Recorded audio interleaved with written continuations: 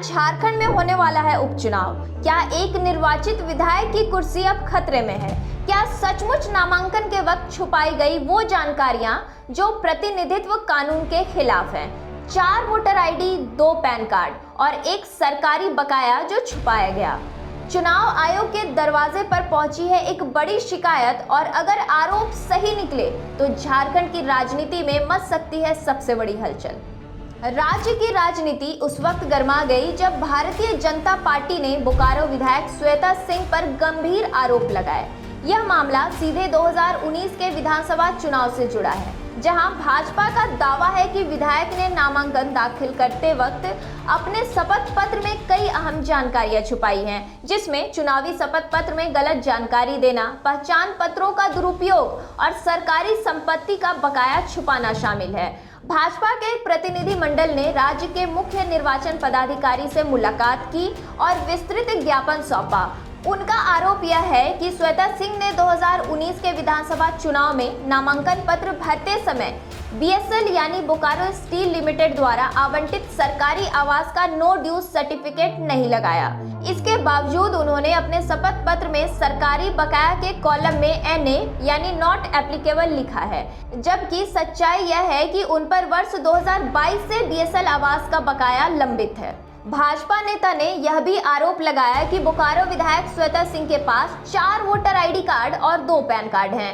इसमें एक pan card में पति का नाम दर्ज है, जबकि दूसरे में नहीं है और दोनों में नाम की स्पेलिंग अलग है। यह भी कहा गया कि एक व्यक्ति के पास इतने पहचान पत्र का होना संदेह पैदा करता है और संवैधानिक नियमों का उल्लंघन है। भाजपा प्रतिनिधि मंडल में राज्यसभा सांसद आदित्य साहू, बोकारो के पूर्व विधायक विरंची नारायण, सरोज सिंह, सुधीर श्रीवास्तव और अशोक बड़ाइक शामिल थे। उनका कहना है कि मामले की निष्पक्ष जांच कराई जानी चाहिए। अगर आरोप सही साबित होते हैं तो चुनाव आयोग को विधायक की सदस्यता रद्द करनी चाहिए। इस पूरे मामले को विधायक श्वेता सिंह खारिज करते हुए कहती हैं, भाजपा नेता अज्ञानता के कारण व्याकुल हैं और राजनीतिक साजिश के तहत मुझे घेरने की कोशिश कर रहे हैं। उन्होंने यह भी कहा कि वह वही पैन कार्ड इस्तेमाल करती हैं जो आधार से लिंक है।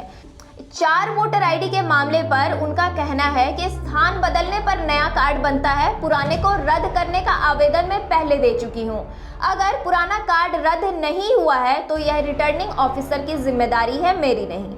पूर्व विधायक विरंची नारायण ने पलटवार करते हुए कहा, श्वेता सिंह जनता को साफ बताएं कि उनके पास 4 वोटर आईडी है या नहीं, 2 पैन कार्ड है या नहीं और दोनों कार्ड में नाम की स्पेलिंग अलग क्यों है।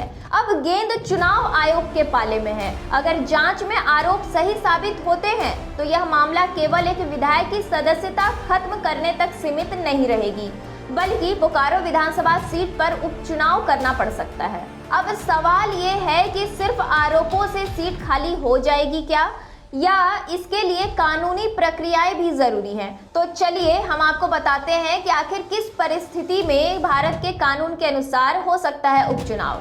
भारत के जन प्रतिनिधित्व अधिनियम 1951 और संविधान अनुच्छेद 190 और 191 के अनुसार यदि किसी विधायक की सदस्यता न्यायिक जांच या चुनाव आयोग के फैसले के आधार पर रद्द हो जाती है तो उस सीट को खाली माना जाता है। और उपचुनाव की स्थिति कब बनती है, आइए हम आपको समझाते हैं। अगर विधायक की सदस्यता चुनाव आयोग द्वारा रद्द कर दी जाए, उदाहरण से समझते हैं, अगर किसी प्रत्याशी ने नामांकन के वक्त झूठी जानकारी दी हो, दस्तावेज छुपाए हो और नकली गलत पहचान पत्र का इस्तेमाल किया हो। इसके अलावा विधायक नैतिक या कानूनी आधार पर दोषी पाए जाएं, जैसे 2 voter ID card, 2 pan card जैसे मामलों में अगर जानबूझकर जानकारी छुपाना साबित हो जाए तो ऐसे में आपकी सदस्यता रद्द हो सकती है और उपचुनाव हो सकता है। विधायक पर कोर्ट में मामला चला हो और दोष सिद्ध हो जाए, ऐसे मामलों में भी उपचुनाव संभव है।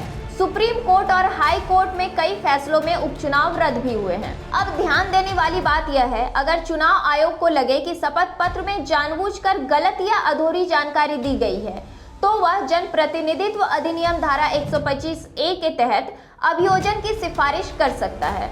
दोष सिद्ध होने पर 1 साल की सजा और चुनाव अयोग्यता तय हो सकती है।